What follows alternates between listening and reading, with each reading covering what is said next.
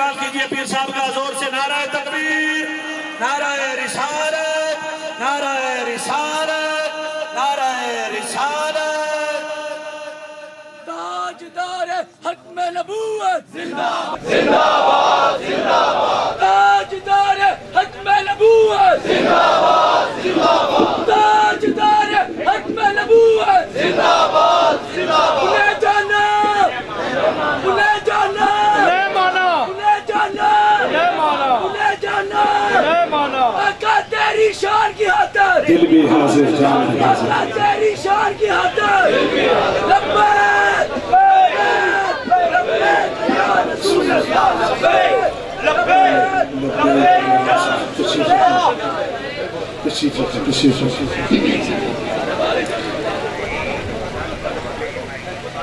آواز آئے جی۔ ہماری آج اس بزم کی زینت بنے استاد العلماء، استاد الاساتذہ، پیر طریقت رہبر شریعت حضرت علامہ مولانا الحاج پیر محمد اجمل رضا قادری صاحب آستانِ علیہ گکھر شریف۔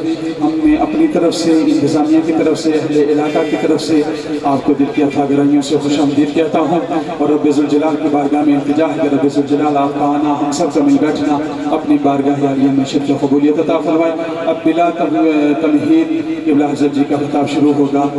نعرہ تکبیر، نعرہ رسالت، نعرہ تحقیق، نعرہ حیدری، تاجدار ختم نبوت۔ زندہ باد، زندہ باد، زندہ باد۔ ونصلي ونسلم على رسوله الكريم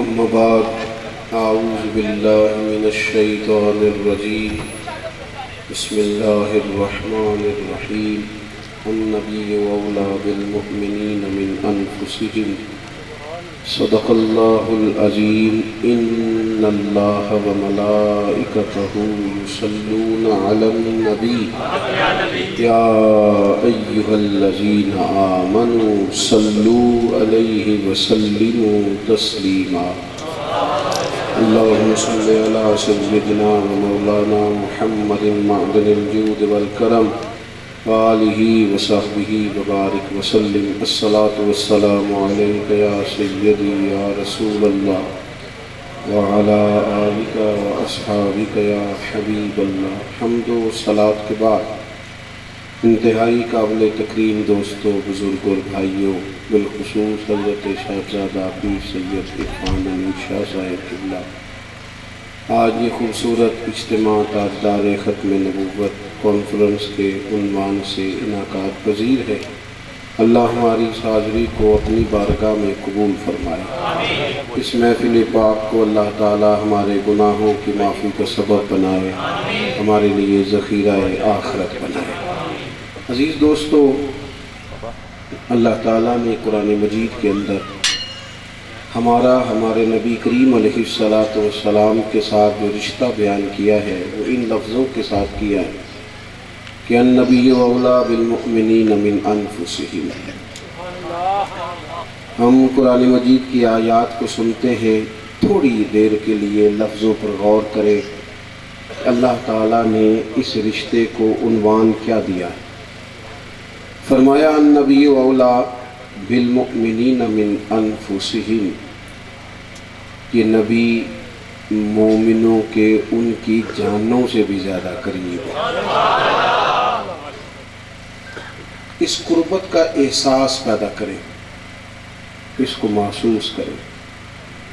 ہمارے نبی کریم علیہ السلام کے ساتھ رشتہ کتنا گہرا ہے، کتنا مضبوط ہے، اس میں کتنا والہانہ پن ہے، اس میں کس قدر زیادہ گہرائی ہے، کس قدر زیادہ گہرائی ہے۔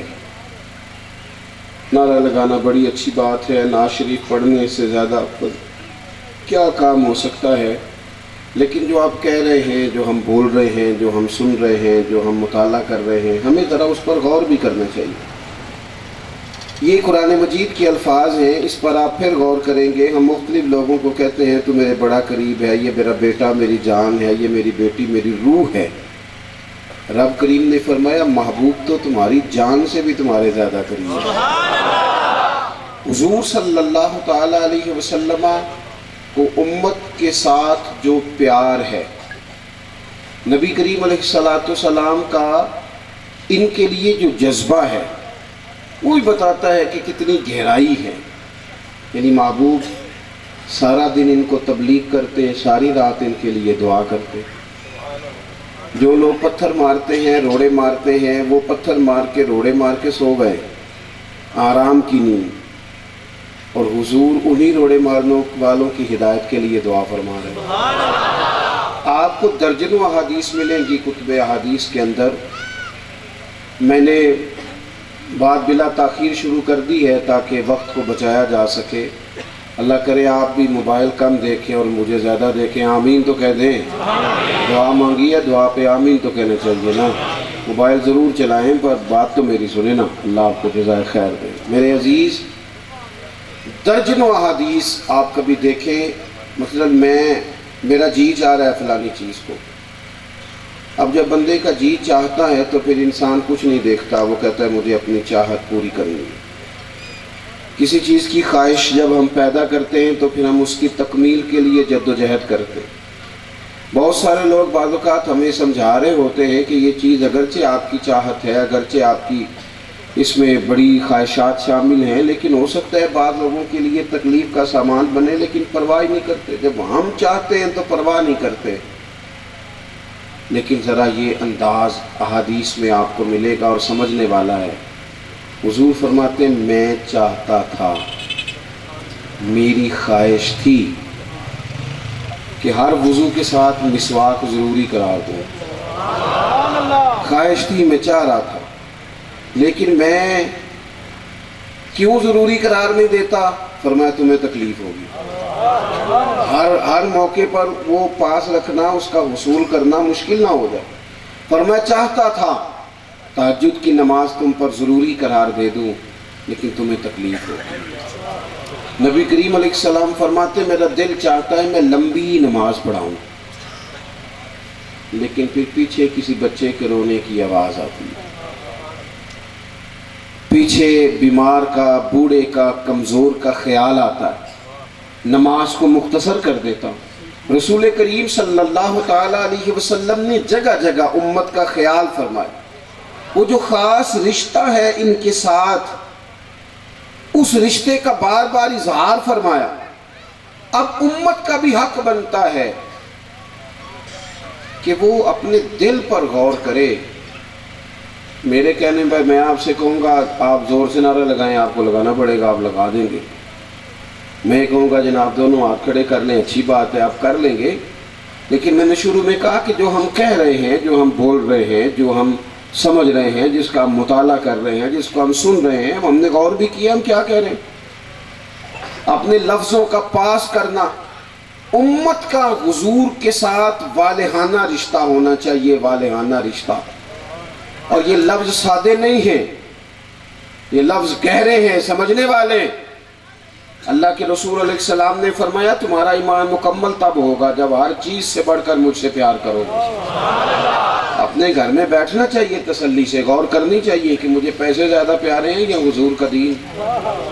غور کرنی چاہیے، غور کرنی چاہیے کہ مجھے اپنا قبیلہ، برادری، سرداری، علاقہ زیادہ پیارا ہے یا نبی کریم کی محبت زیادہ عزیز.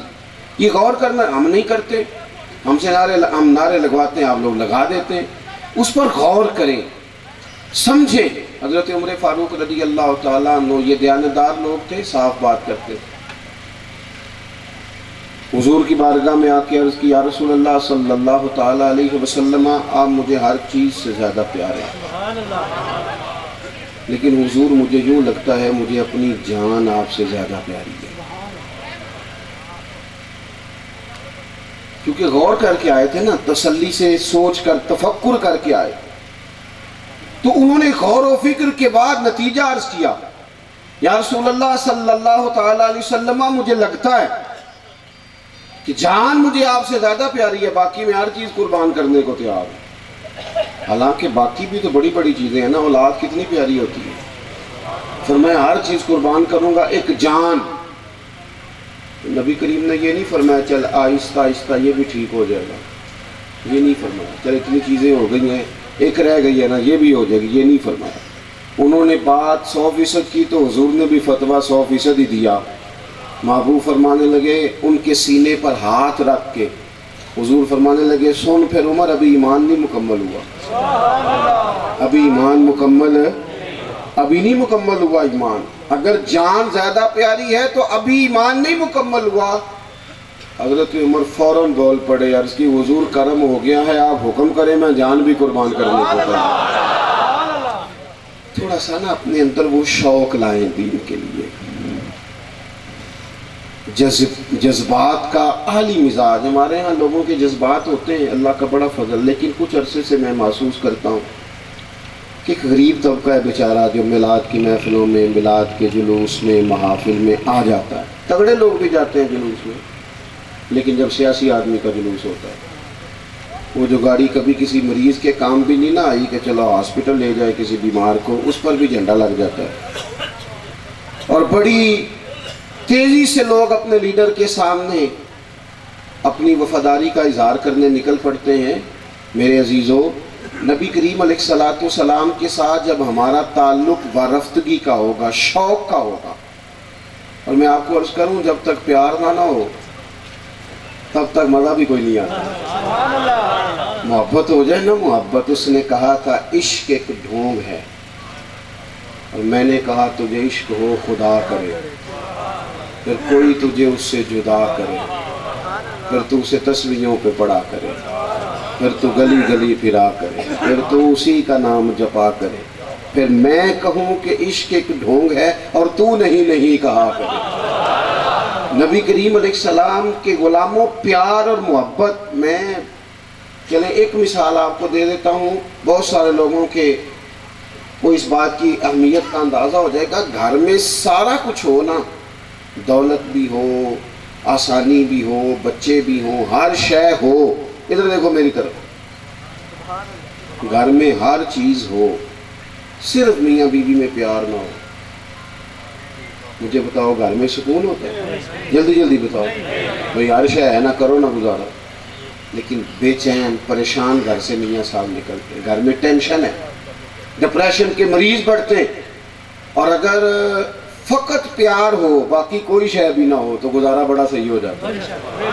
محبت تو ضرورت ہے انسانی وجود کی. نبی کریم علیہ السلام کے ساتھ جب تک امت والہانہ پیار نہیں کرتی جب تک اپنے دل کی توجہات کا قبلہ رسول پاک کی جانب نہیں ہوتا میں حیران ہوتا ہوں. ہر کام لوگ آسانی سے کر لیتے ہیں. میلاد شریف کی باری آتی ہے تو بحث شروع ہو جاتی ہے. یا آپ لوگ میلاد شریف منا رہے ہیں یہاں پہلے تلاوت ہوئی پھر نعت ہوئی تقریر ہو رہی ہے بعد میں سلام ہوگا دعا ہو جائے گی لنگر ہو جائے گا. یہی کچھ ہوتا ہے میلاد میں. اس میں کون سی چیز ناجائز ہے؟ جلدی بتاؤ. معاذ اللہ تلاوت کرنا ناجائز ہے نعت پڑھنا تقریر کرنا. تو بھئی تھوڑے سے سوال آپ بھی پوچھ لیا کرو کہ یار مسئلہ کیا ہے وجہ کیا ہے.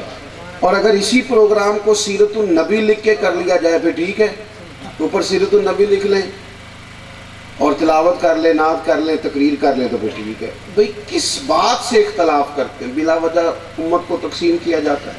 عزیز بھائیو والہانہ پن حضور کے ساتھ محبت کا رشتہ غلامی کا رشتہ. ہمارے ہاں لوگ باقی ہر معاملے میں بڑا شوق رکھتے ہیں بعض لوگ اور دین کے معاملے میں وہ جذبہ نہیں دکھاتے. ان کی وہ قلبی واردات نہیں ہوتی. میں آپ کو صحیح عرض کرتا ہوں حضور نے کسی صحابی سے نہیں کہا تھا کہ میں کلی کروں تو میرے منہ سے نکلا ہوا پانی چہرے پہ مان لینا. نہیں کہا حضور نے. نبی کریم نے کسی سے نہیں کہا تھا میرے بھائیوں کہ میں بلغم میرے ناک سے نکلے تو تم چہرے پہ ملنا. حضور نے نہیں فرمایا تھا کہ میرے جسم سے جو پانی وضو کا چھو کے گزرے تم اسے اپنے چہروں پہ ملنا. نہیں کہا تھا حضور نے. پر پیار ہو گیا تھا نا اور محبت ہو گئی تھی نا. حضور علیہ السلام کی ہر ادا ہر انداز دل میں اتر جاتا تھا نا. تو سیانے لوگ حضرت عمر جیسے سمجھدار لاکھوں مربع میل پہ حکومت کرنے والے مولا علی شیر خدا جیسے لوگ علم و حکمت کے شہر کے دروازے اتنے بڑے لوگ جب حضور وضو کرتے تھے تو لائنوں میں لگ جاتے تھے. ایک قطرہ مل جائے نا کبھی قطرہ. اور حال یہ تھا کہ جس کو ایک قطرہ حضور کے جسم سے لگے ہوئے پانی کا مل گیا، اس نے جسم پہ مل لیا، جس کو نہیں نہ ملا اس نے اس سے کہا یار تیرے ہاتھوں کو لگا تھا ذرا ہاتھ ہی میرے نیڑے کر دے، وہ چل جنہ نے دل بھر جانی ڈٹھا وہ اکھیاں ہی تک لیاں، تو ملے ہوں تے دل بھر ملیا ہوں ناساں لگ پئیاں۔ حضور کے ساتھ جب تک والہانہ پن نہیں، پیار نہیں، وفا نہیں، نعت نہیں، درد نہیں، رونا نہیں، تڑپنا نہیں، زیارت کا شوق نہیں، وارفتگی نہیں، صحابہ کی غلامی نہیں، اہل بیت کا پیار نہیں، امت کے علماء کے ساتھ احترام کا تعلق نہیں، قرآن مجید فرقان حمید جو سب سے اہم عنوان ہے اس کے ساتھ لگاؤ نہیں، ہم اتنی دیر تک لطف نہیں لے سکتے۔ تھکی تھکی باتیں کریں گے، بور بور گفتگو کریں گے، کچے پکے جملے کہیں گے، تھوڑا چل پڑے، تھوڑا رک گئے، تھوڑا کر لیا، تھوڑا چھوڑ دیا، اگر ہو جائے پیار، اگر ہو جائے محبت، پھر انداز نرالا ہوتا ہے۔ پھر کچھ چیزیں ایسی ہوتی ہیں جو بظاہر بندے کی وقتی طور پر سمجھ میں نہیں آتی، لیکن وہ اپنا عنوان اور اپنا رنگ خود لے کے آ جاتی ہیں، خود بخود معرض وجود میں آ جاتی ہیں، خود بخود انسان کا شوق ادھر بڑھ جاتا ہے۔ دیکھو نبی کریم صلی اللہ تعالیٰ علیہ وسلم ہجرت کر کے مکہ مکرمہ سے مدینہ طیبہ آئے، ہر آدمی کی خواہش تھی کہ حضور ہمارے گھر آئیں۔ نصیب چمکے حضرت ابو ایوب انصاری کے، حضور نے ان کے گھر میں قیام کیا، انہیں شرف بخشا۔ حضرت سیدنا ابو ایوب انصاری رضی اللہ تعالیٰ عنہ فرماتے میرے گھر کے دو پورشن تھے، ایک بالائی منزل بالائی اور ایک نیچے جو گراؤنڈ فلور ہوتا ہے۔ آپ فرماتے میں نے عرض کی حضور جہاں آپ پسند فرمائیں، تو محبوب نے فرمایا چونکہ لوگ مجھ سے ملنے آئیں گے ڈھیر سارے، تو نیچے رہوں گا میں تو آسانی ہو۔ کہتے میں اپنے بچوں کو لے کے سامان لے کے اوپر والی منزل پہ شفٹ ہو گیا۔ آپ کی توجہ تو ہے میری بات پر، اگر تو یہ ادب ہوتا نا کہ اوپر نہیں جانا تو پہلے ہی حکم کر دیا جاتا، بتا دیا جاتا، اگر یہ بات بہت ضروری ہوتی تو پہلے اس پر ڈسکس ہو جاتی۔ سیدنا ابو ایوب انصاری کہتے ہیں میں اوپر چلا گیا اور میں جا کے رات ہوئی سو گیا، کسی ضرورت کے لیے میں رات کو اٹھا، محبت ہوتی ہے نا، پیار ہوتا ہے تو پھر وہ نا رخ اسی طرف رہتا ہے، پھر کوئی نہ کوئی ذہن محبوب کے لیے کچھ نہ کچھ بناتا رہتا ہے، کچھ نہ کچھ دل محبوب کے لیے کرتا ہے۔ فرماتے میں چھت کے اوپر چل رہا تھا تو میرے دل میں خیال آیا کہ ابو ایوب یہ کیا، کہیں تو اس جگہ پیر تو نہیں رکھ رہا جہاں نیچے حضور تشریف فرما ہے؟ اے پائے نظر ہوش میں آ، یہ قوہ نبی ہے، اے پائے نظر ہوش میں آ، قوہ نبی ہے، آنکھوں سے بھی چلنا یہاں بے ادبی ہے۔ اور اعلیٰ حضرت فرمانے لگے حرم کی زمین اور قدم رکھ کے چلنا، حرم کی زمین اور قدم رکھ کے چلنا، ارے سر کا موقع ہے وہ جانے والے۔ حضرت سیدنا ابو ایوب انصاری کہتے ہیں وہ سوچ کے آئی میں ساری رات دیوار کے ساتھ لگ کے بیٹھا رہا، ساری رات روتا رہا۔ صبح میں آیا اور میں نے عرض کی حضور یہ میرے بس کی بات نہیں ہے، آپ نیچے اور میں اوپر، حضور کہیں ایسا نہ ہو کہ وہاں میرے قدم ہو جہاں آپ تشریف فرما ہے۔ کچھ لوگ ایسے ہوتے ہیں جو دیکھو نا ادب بڑا کرتے ہیں، ضروری نہیں ہوتا، ادب کی کوئی صورت تو نہیں نہ ہوتی کہ ضروری کسی نے ہاتھ ہی چومے ہے تو پھر ہی ادب والا ہے۔ کچھ لوگوں کے وجود میں پورا ادب ہوتا ہے، وہ ضروری ہے کہ وہ اس کی عملی صورت بھی بتائیں۔ حضرت ابو ایوب انصاری کہتے ہیں میری حالت دیکھی، میرا تڑپنا دیکھا تو محبوب فرمانے لگے تو ٹھیک کہتا ہے تو نیچے آ جا، میں اوپر چلا جاتا ہوں۔ کیونکہ کیفیت تھی ان کی کہ یہ رہ نہیں سکیں گے، نبی پاک کے ساتھ والہانہ پن ہو، پیار ہو، حضور پر درود و سلام۔ یار ہم نے کتنا کچھ سیکھا ہے، کتنا کچھ، یہ کل آیا موبائل، واٹس اپ آ گیا نا، سب کو سٹیٹس لگانا بھی آ گیا، تصویر چڑھانی بھی آ گئی، کومنٹس کرنے بھی آ گئے، سب کو آ گئے۔ بلکہ اب تو عجیب حالت ہو گئی ہے، مجھ سے ایک دوست نے کہا کہ آپ سٹیٹس کہاں لگاتے ہیں؟ میں نے کہا مجھے لگانا ہی نہیں آتا۔ وہ پریشان ہو گئے، کہنے سچی مجھے؟ میں نے کہا یہ کوئی فرض ہے دین میں، وہ بڑا ضروری کام ہے جو نہیں ہو رہا تو آپ اتنی ٹینشن لے گئے۔ یہ کوئی مطلب اتنا ٹائم ہی نہیں ہوتا. اور نہ جو آدمی نہیں اس کام میں الجھ جائے گا کہ میں نے یہ کرنا ہے تو میں نے ادھر دیکھنا ہے، وہ تو پھر کوئی اور کام نہیں کر سکے گا. ہمیں سارا کچھ آ گیا نا، سیکھ لیا ہے نا. میں اپنے ابا جی کے ساتھ کبھی کسی دفتر میں جایا کرتے تھے کسی کام کے لیے، تو فائلیں اوپر سے اٹھاتے تھے، پرانے رجسٹر تو مٹی ہوتی تھی تو بری حالت، تو وہ ڈھونڈتے تھے، کھاتے نہیں ملتے. تو اب ہر دفتر میں کمپیوٹر آیا ہے، تو کیا کسی آدمی نے نوکری چھوڑی ہے کہ مجھ سے نہیں سیکھا جاتا؟ آپ کسی اور کو رکھ لیں. میں تو شروع سے وہ 40 سال میری عمر ہو گئی، 60 سال ہو گئی، تو میں کمپیوٹر سب نے سیکھا ہے نا. اور ادھر دیکھو سجنوں، او دوستو، او سنگیو، او پیاریو، اگر اتنا کچھ سیکھا جا سکتا ہے تھوڑی تھوڑی نوکریاں بچانے کے لیے، تو اپنی روح کو زندہ کرنے کے لیے حضور کی نعتیں بھی یاد کر لو. حضور کی نعتیں بھی. مجھ سے ایک دوست نے پوچھا کہ اتنے سالوں سے محفل میلاد ہو رہی ہے، برکت کیا ہے؟ میں نے کہا پڑھ ذرا، بلغ العلا کشف الدجا حسنت جمیع خصالہ صلو علیہ. میں نے کہا ہو سکتا ہے ترجمہ تجھے نہ آئے، اور نعت یاد ہو گئی ہے نا؟ کہنے لگا ہاں. میں نے کہا یہ محفل میلاد کی برکت ہے، یہ برکات ہے کہ تمہیں حضور کی نعتوں پہ لگایا ہے. کچھ یاد کریں، کچھ اس پر گفتگو کریں، کچھ تھوڑا سا ذوق بنائیں. حضور کا ذکر پاک، نعت پاک، محبت، غلامی. اور ایک بات بالکل آپ کو سمجھاتے ہوئے بس میں تھوڑی دیر میں بات ختم کر دوں گا. اس طرح ہم نے نبی پاک صلی اللہ تعالیٰ علیہ وسلم سے پیار والہانہ کرنا ہے نا، والہانہ. اسی طرح حضور کی فرما برداری بھی والہانہ ہی کرنا. تو رشتہ ہی بڑا مضبوط ہے. کچھ رشتے ایسے ہوتے ہیں جن کی بات تھوڑی مان لی جائے، تھوڑی نہ بھی مانی جائے تو گزارا ہو جاتا ہے. اور کچھ رشتے ایسے ہوتے ہیں جن کی پوری ماننی پڑتی ہے. ماں اور باپ پوری ماننی پڑے گی، آپ 100% مانیں گے. آپ کے استاد صاحب ہیں، شیخ ہیں، بزرگ ہیں، آپ پوری بات مانیں گے. اور انسان خود بھی محسوس کرتا ہے کہ یار فلاں نے بلایا، چلو جاؤ، چاہے نہ جاؤ، لیکن چچا کے گھر شادی ہے، کیسے چھوڑے.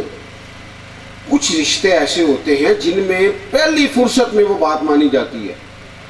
کچھ کو مطلب کہ کسی جگہ کسی اور کو بھی بندہ بھیج دے، بیٹے کو بھی گزارا ہو جاتا ہے. اور کچھ جگہ میں آپ کو اپنی مثال دیتا ہوں. میرے استاد صاحب نے نا، میں عشاء کے بعد جلسوں میں بڑا کم جاتا ہوں، بلکہ چھوڑ ہی دیا. ذرا مشکل ہو جاتی ہے، صوبہ ادارے کے معاملات ہیں، کچھ سارے لوگ بہادر نہیں ہوتے، کچھ لوگ بہادر ہوتے ہیں. وہ 2 بجے رات کو سو کے پھر بھی اٹھ کے فجر پڑھ لیتے. تو کوئی ذرا بزدل ہوتے ہیں، وہ سوئیں گے 10 بجے تبھی فجر پڑھ سکیں گے. بہادر لوگ بھی ہیں کافی سارے. تو میں نے ذرا کم کر دیا. ایک جگہ پہ میں رات کو 1 بجے تقریر کر رہا تھا، اور وہ بھی مزہ ہوتا ہے کیونکہ ہمارے یہاں اسٹیجوں پہ باتیں ہوتی ہیں رٹی رٹائی.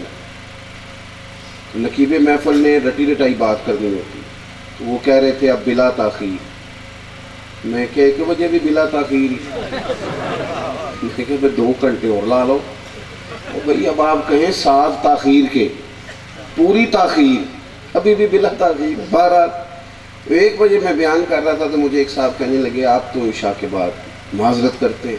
میں نے کہا بھئی یہاں مجبوری تھی، میرے استاد صاحب نے کہا تھا. کہنے لگے آپ، ہم نے بھی کہا تھا. میں نے کہا آپ استاد تو نہیں ہے نا میرے. کچھ رشتے ایسے ہوتے ہیں. ایک دن استاد جی مجھ سے کہنے لگے صبح پنڈی جانا ہے، بزرگ ہمارے. میں نے ان سے پوچھا کیا کام ہے وہاں. وہ کہنے لگے تینوں وضاحت دینا میں کوئی ضروری تو نہیں سمجھتا. تو مجھے مزہ آیا نا اس بات کا. یہ سرور والی بات ہے نا. دنیا میں بڑا ہوتا ہی وہ ہے جس کا کوئی بڑا ہوتا ہے. جس کا کوئی بڑا نہیں وہ کیسے بڑا ہوگا. جو لوگ جن کے سروں پر چھت ہوتی ہے وہی تو چھاؤں میں ہوتے ہیں. تو چھاؤں تو چھت سے ہوتی ہے. تو ہمارے بڑے ہیں تو جبھی تو اللہ تبارک و تعالیٰ اپنا فضل فرماتا ہے. میرے عزیز یاد رکھیں گے، کچھ حکم ایسے ہوتے ہیں جو آپ کو فوراً ماننے چاہیے. 1 منٹ اور لیت اللہ نہیں. حضرت طلحہ بن برا نوجوان سے آبی ہیں، حضور کی بارگاہ میں کھڑے ہیں. حضور نے فرمایا بڑا پیار کرتے ہو. اور اس کی حضور بڑا ہی کرتا ہوں. فرمایا جاؤ اپنے باپ کی گردن کاٹ کے لاؤ، جاؤ. انہوں نے یہ بھی نہیں کہا کہ حضور پھر میں جاؤں، یہ بھی نہیں کہا کہ میں واقعی جاؤں، یہ بھی نہیں کہا میں پھر جانے لگا ہوں. گردن کاٹ کے لاؤ، وہ دوڑ پڑے. جب وہ ذرا آگے گئے تو محبوب نے فرمایا پکڑ کے لاؤ. انہیں پکڑ کے واپس لایا گیا تو محبوب فرمانے لگے بس کچھ لوگوں کو تیرا انداز ہی دکھانا تھا، باقی میں رشتے توڑنے نہیں آیا، میں تو جوڑنے آیا. فالحانہ پن ہو بات ماننے. ہم نہ گنجائشیں ڈھونڈتے ہیں. اور جی اگر پیر صاحب دین دا کہندے نے تے پیر صاحب بھی تے کہندے نے نا گھردیاں دے بھی حقوق رکھو. پیر صاحب ہے بھی او بھائی آپ ساری بات خود ہی سوال خود ہی جواب رکھے، کون منع کر رہا ہے؟ لیکن کوئی بھی حکم ملتا ہے تو پھر اس میں سے گنجائش ڈھونڈتے ہیں. دین یہ کہتا ہے تو دین یہ بھی تو کہتا ہے نا. ہم اپنی اپنی مرضی کا، مثلا مرد کو اور کوئی شے بھی نہ یاد ہو، اسے یہ ضرور یہ مسئلہ ہر مرد کو ضرور آتا ہے کہ 4 شادیاں جائز ہیں. یہ سب کو پتہ ہے پورا فٹ. وہ خدا کے بندے اور بھی بڑا کچھ جائز ہے. پھر صرف شادیوں کا پتہ ہے. خواتین کو اور کچھ بھی نہ آتا ہو تو اتنا انہیں ضرور پتہ ہوتا ہے کہ جناب یہ میرے اوپر ضروری نہیں دین نے کیا، آپ کیسے کر رہے ہیں؟ دین فلانی جا. اپنی اپنی مرضی کی چیزیں اخذ کر لینا. دین کو حصول مقصد کی سیڑھی نہ بنایا جائے. دین تو عمل کرنے کے لیے آیا ہے. ہمارا مزاج ہے کہ تقریریں کرو لمبی چوڑی، تقریریں سنو لمبی چوڑی. ہو اتنے گھنٹے کی تقریر، پھر جناب تقریر، پھر کل پھر تقریر، پرسوں. میں جاتا ہوں ایک جگہ پہ بیان کے لیے تو کہتے ہیں جی یہاں نہ 2 کلومیٹر پہ کبھی ہمیں بھی ٹائم دے. تو میں کہتا ہوں ابھی میں نے تقریر کی تو ہے. کہتے نہیں اتنے بھی کرو. میں کہ میں کر چل لانے دیتے عمل کرو نہ میرے دوبارہ ہوں. وہ نہیں کرتے. انشاءاللہ آپ سے پوچھتا ہوں، سب کو وہ حدیث آتی ہے نا، ایک عورت نے، گناہگار عورت نے کتے کو پانی پلایا تو اس کی بخشش ہو گئی. سب کو آتی ہے نا. لیکن ماشاءاللہ سب کو آتی ہے. لیکن یہاں سڑک پہ کتا کبھی مر جائے نا روڈ پہ تو اس کا گوشت گاڑیوں کے ٹائروں سے لگ کے سڑک سے اٹھتا ہے. کوئی چھڑی سے بھی مرے ہوئے کو بھی سائڈ پہ نہیں کرتا. کس لیے حدیث سنی تھی؟ مقصد کیا تھا؟ کانوں کی لذت ہے، اچھے نعرے لگانا، یا کچھ لوگوں کا بزنس صحیح چل جائے، نظر نیاز اللہ ماشاءاللہ تگڑی ہو جائے، ریٹ شیٹ صحیح لگ جائے، نعت تلاوت تقریر کا معاذن. او خدا کے بندے، دین عملی نفاذ کے لیے آیا ہے.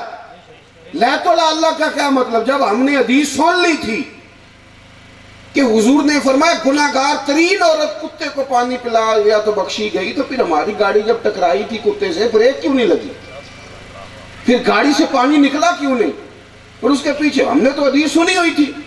کس لیے سنی تھی؟ ہم عمل نہیں کرتے. ہم نے بس باتوں کو لیا اس لیے کہ چلو ٹھیک ہے تھوڑی دیر نعرے لگ جائے. زندگی عمل والی، ایک ایک 2 کر کے اپنی زندگی میں عمل پیدا کریں. اگر عمل پیدا ہو گیا تو عمل سے جو خوشبو پھیلتی ہے وہ کئی نسلوں کو معطر کرتی ہے. صحبتوں سے جو اثرات ہوتے ہیں وہ دیر پا ہوتے ہیں. بس بات سمیٹنے لگا ہوں، آپ غور کریں گے. ہم گنجائش ڈھونڈتے ہیں، اس میں سے اپنی مرضی کا کام نکال لیتے ہیں. مرضی کا صحابہ کو تھا پیار والہانہ تو بات بھی والہانہ مانتے. اشاروں کے منتظر ہوتے تھے، اشاروں کے.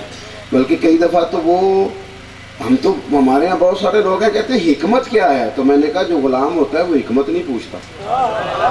غلام تو غلامی کرتا ہے. نہ حکمت سمجھ میں آ جائے ٹھیک ہے، نہ بھی آئے تو پوچھنا ضروری. نبی پاک صلی اللہ تعالیٰ علیہ وسلم جمعے کا خطبہ دے رہے تھے. ایک بندہ کھڑا ہو گیا، ایک صحابی کھڑے ہو گئے، یا 2 کھڑے ہو گئے. تو حضور نے فرمایا بیٹھ جاؤ. جب نارمل سی بات ہے، یہاں بیچ میں کوئی آدمی کھڑا ہو جائے تو آپ بھی کہیں گے ذرا بیٹھ جاؤ. سرکار نے فرمایا بیٹھ جاؤ. ایک صحابی وہ اس کونے میں تھے مسجد کے، ان کے کانوں میں آواز گئی وہیں بیٹھ گئے. ایک اس کونے میں تھے، انہوں نے آواز سنی بیٹھ جاؤ وہیں. ایک اس کونے میں تھے، ایک وہ بنو غنم دور قبیلے میں، وہاں آواز گئی تو وہاں ہی. حضور نے نماز کے بعد کہا آپ کہاں تھے؟ حضور وہ میں نے سنا تھا بیٹھ جاؤ تو میں وہیں بیٹھ گیا. تو آپ کہاں تھے؟ حضور وہ سنا تھا بیٹھ جاؤ تو میں وہیں. تو آپ کہاں تھے؟ حضور آواز آئی تھی بیٹھ جاؤ تو بیٹھ گیا. نبی کریم علیہ السلام نے فرمایا نہ آپ سے کہا تھا، نہ آپ سے کہا تھا، نہ آپ سے کہا تھا، میں نے تو ان سے کہا تھا. قربان جاؤں، یہ ہے بات ماننے کا شوق. عرض کی حضور آپ نے نام تو نہیں نہ لیا. سانو تے قید سجن دا گہنا ہے، سانو قید سجن دا گہنا ہے، سانو قید سجن دا گہنا ہے، وہ جنج رکھے اونج رہنا ہے، وہ سانو جنج رکھے ایسا اونج اپنی زندگی میں بات پوری وضاحت سے بات مل گئی پہ بھی ماننے کو تیار نہیں۔ سب کو پتہ ہے نا سود حرام ہے، تو کیا اس پر مقالے لکھنے کی کیا ضرورت ہے، میٹنگ کرنے کی کیا ضرورت ہے، اس پر ڈیبیٹ کی حاجت ہے؟ حرام ہے تو بس حرام ہے، سب کو پتہ ہے نا نماز فرض ہے، تو اس کے لیے پہلے ایم اے کرنا پڑے گا پتہ کرنے کے لیے، تو فرض ہے، جو بالغ ہو گیا اس پر سب کو پتہ ہے نا ماں باپ کی خدمت ضروری ہے، تو اس کے لیے ایم فل کرنا پڑتا ہے سب کو۔ یہ جو حلال حرام کے مسئلے ہیں یہ تو انسان کے شعور میں رکھ دی اللہ نے، جو بندہ جو کام کر رہا ہوتا ہے اسے خبر ہوتی ہے کہ یہ جائز ہے یا پھر بحثیں کس بات کی، جب عمل کرنا ہے تو پھر تو ساری چیزیں موجود ہیں، ساری موجود ہیں، لیکن اگر عمل نہیں کرنا تو پھر ٹھیک ہے، پھر صبح سے شام تک گفتگو کریں نشستن گفتن برخاستن، تو حضور کی تعلیمات سے والہانہ پن۔ میں آپ سے عرض کروں ایک بات پہ اگر عمل ہو جائے نا تو میرا سارا ملک سنور سکتا ہے، حضور کی ایک بات سارے مسائل کا حل، ایک بات۔ نبی کریم علیہ السلام نے فرمایا میرا مومن وہ ہے جو اپنے لیے پسند کرے وہی اپنے بھائی کے لیے پسند کرے۔ ایک بات، مومن وہ ہے جو اپنے لیے پسند کرے وہی اپنے۔ مجھے بتاؤ اگر اس ایک حدیث پر پورے ملک میں عمل ہو جائے تو کہیں ملاوٹ ہوگی، فراڈ ہوگا، دھوکہ ہوگا، میرٹ کا قتل ہوگا؟ جو اپنے لیے پسند کرنا ہے وہی اپنے۔ اور خود حضور کا عمل کیا ہے کہ جگہ 2 مسواک کے غلام نے اتار کے حضور کی بارگاہ میں، ایک ذرا ٹیڑھی تھی ایک سیدھی، حضور نے فرمایا ٹیڑھی مجھے دے دے۔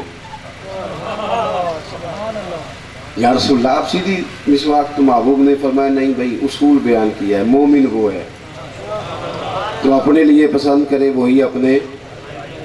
ہمیں اگر اپنا آرام پسند ہے تو کیوں نہ ہم دوسروں کو آرام دینا شروع کر دیں۔ اگر ہم چاہتے ہیں ہمیں کوئی بے سکون نہ کرے تو اس طرح نہ کرے کہ ہم سوچیں کہ ہم کسی کو بے سکون نہیں کریں گے۔ اگر ہم چاہتے ہیں نا کہ یہ سڑک یہ رستہ اسے کوئی خراب نہ کرے تو کیوں نہ پہلی پہل ہم کریں۔ اگر ہم چاہتے ہیں معاشرے میں امن ہو تو پہلی قربانی ہم دیں۔ میرے عزیز اپنی زندگی میں کچھ اصول بنائیں۔ یہ جو بے ڈگر سا ماحول ہے، بے ہنگم سا ہجوم ہے، من مرضی کا آنا من مرضی کا جانا، اس سے انسان غیر مستقل مزاج ہو جاتا ہے، اسے پتہ ہی نہیں ہوتا کہ وہ کس کشتی کا مسافر ہے۔ حضور کے ساتھ والہانہ پن ہو اور ادب میں، محبت میں، غلامی میں، اور پھر یہ ڈھلتا ڈھلتا یہاں تک آئے کہ حضور کی فرما برداری میں بھی ہمارا شوق اس طرح کا ہو کہ حضور کی بات آ گئی بھائی، اب کسی اور دلیل کی کوئی ضرورت نہیں ہے۔ اللہ تعالیٰ مجھے آپ کو ہم سب کو عمل کی توفیق عطا فرمائے۔ آخر دعوانا ان الحمدللہ۔